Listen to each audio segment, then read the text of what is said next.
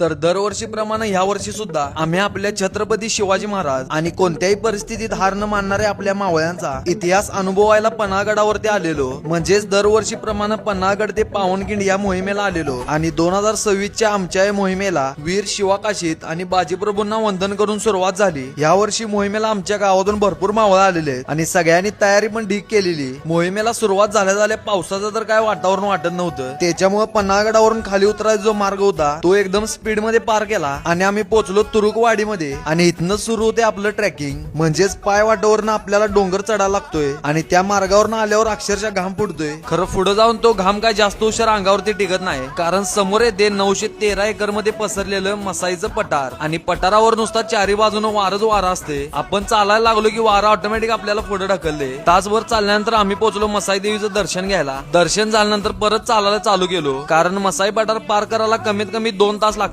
त्याच्यामुळे थांबून चालत नाही. खर तर अशा मोहिमा करताना आणि सह्याद्रीतनं फिरताना आपण आपला इतिहास एकदम जवळून अनुभवतोय आणि आपल्या मनामध्ये महाराजांच्या विषयी आणि आपल्या मावळ्यांच्या विषयी श्रद्धा आणि आदर अजून वाढतोय. बाकी आम्ही 23 किलोमीटरचं पहिल्या दिवसाचं अंतर पार करून पोहोचलो आम्ही आमच्या मुक्कामाच्या ठिकाणी, म्हणजेच करपेवाडीमध्ये. तिथं मस्तपैकी हॉलमध्ये झोपायची आणि जेवणाची सोय केलेली. त्याच्यामुळे लगेच आवरलो आणि जेवायला बसलो. मोहिमेच्या दुसऱ्या पार्ट साठी आपल्याला फॉलो करा आणि व्हिडिओ आवडल्यास जाता जाता लाईक तेवढं करून जावा.